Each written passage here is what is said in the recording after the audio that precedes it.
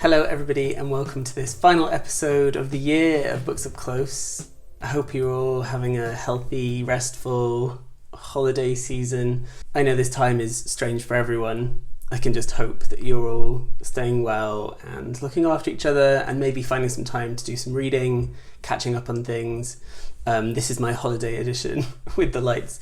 They're not going to be up for much longer. For those of you new to the channel, my name's Chris Lloyd. I'm a senior lecturer in literature at the University of Hertfordshire in the UK, and I mainly teach US literature and culture, but I also teach some kind of introduction to literary studies courses. And this is my channel where I review books and tell you what I'm reading and tell you what I'm thinking. But it's also a space to start a conversation about books. I love reading your comments and hearing your thoughts on the things that I'm reading. So for this final episode, I wanted to give you my top picks of this year. Now, as I started to write the list of the best things that I'd read in 2020, I realised that I hadn't read many new books from this year. There are so many things I didn't get round to that I really want to read, like Britt Bennett's The Vanishing Half, Such a Fun Age by Kelly Reid, so many books that I want to read. So I wrote down the 6 books that spoke to me the most this year, and they are all books I've already reviewed, so you can go and look at those videos if you want and see my larger review. But I just want to briefly tell you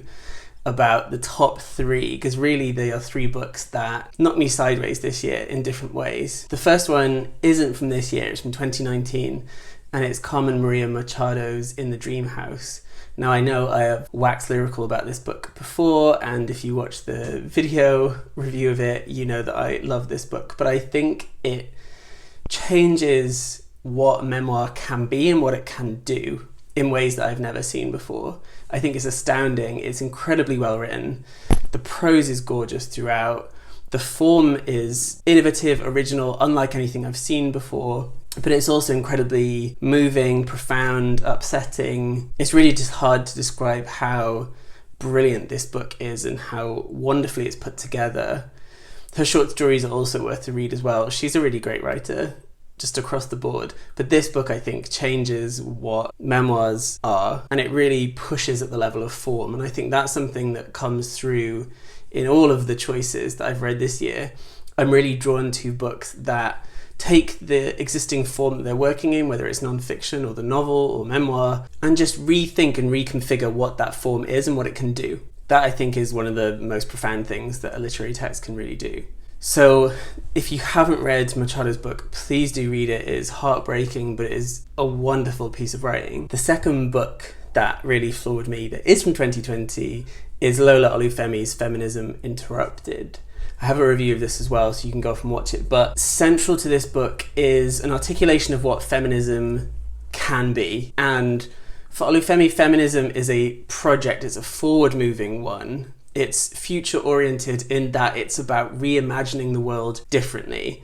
And that involves dismantling all the structures that dominate contemporary life. Patriarchy, sexism, homophobia, transphobia, the carceral state, and so on and so on. Capitalism, neoliberalism, all of those structures that are interlocking, right? Olufemi is building on so much previous work from the Combe River Collective through Kimberly Crenshaw and Angela Davis, and Patricia Hill Collins, and so many other people that show how systems of power are always overlapping and interlocking. You can't just think about patriarchy without thinking about the racialized and sexualized contours of it. So her book, in such a small amount of words, in such few pages, really tackles all of the major issues of our time, especially in the UK. So it's incredibly readable, incredibly accessible. If you've not read much theory before or feminist theory before, this is a brilliant place to start. Anyone can pick it up and get into it and understand what she's arguing. I really do wish I could write that well. It is phenomenal. My third choice is Just Us by Claudia Rankine, which I think is astounding. It builds on her previous 2 books in this kind of USA trilogy, if we call it that, Don't Let Me Be Lonely and Citizen, both of which are called American Lyric. She is reimagining what the lyric can be, especially also breaking up what poetry looks like on the page. Right? When most of the poems are kind of prose poems or bits of prose or fragments or essays, there's images in those books. If you hear lots of screaming in the background, that's just my neighbour's kids next door. But Just Us is subtitled American Conversation. It really pushes the work Rankini's been doing into a more overtly political place. And by political, really, I mean here not that the other books aren't political, but the book is more transparent about what it's trying to do, about opening up conversations between Americans about where we are at in the 21st century when it comes to things like race and identity and gender and politics and the meaning of nationhood and so on. So while at times the book can be, if not didactic, very clear in its articulation about what Rankine wants to say, that's not a bad thing by any estimation. It is a clear-sighted book that also has tons of ambiguity in it, tons to think about, tons to reflect on. There are footnotes throughout, there are examinations, there are more pictures, there are poems. It's just,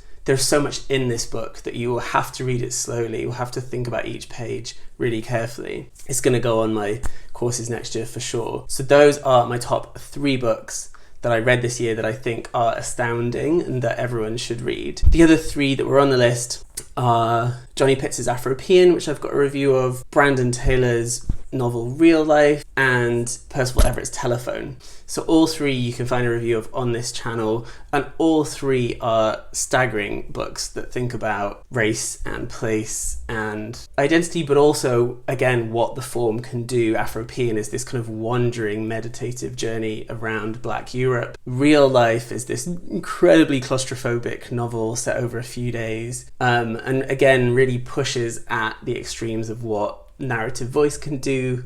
And Telephone really is more Percival Everett throwing out the rulebook of the novel and reinventing it. It's a genre piece, but it's also a philosophical treatise. It's also a undoing of what the novel can be. There are 3 versions of it out in the world, and it depends which one you pick up, is how it ends. Again, 3 books that are pushing at the boundaries of what literature can do, about what text can do, about what form really is, and what's possible within those parameters. Please, if you like this video, if you liked any of these videos, please subscribe to this channel. Please click the bell for notifications. Please like the video and comment underneath. Tell me what your top books of the year have been, what you've read, what you've liked, what you want to read next year for 2021. Are there any books on the horizon that you know are coming out that you are excited by? Please do let me know. I want to add more to my reading list. Thank you for following me so far. There will be more videos in the new year, I promise. I will have some time to do them. This has been one of the longest semesters of my life, but also a very innovating one. But this downtime over the holidays, I've been able to actually read some books that aren't to do with work, that aren't to do with research, and that's been a real joy. And maybe there'll be some reviews of those coming soon. So in the meantime, take care of each other, look after yourselves, stay indoors, wear masks, all those things where possible, and see you in 2021.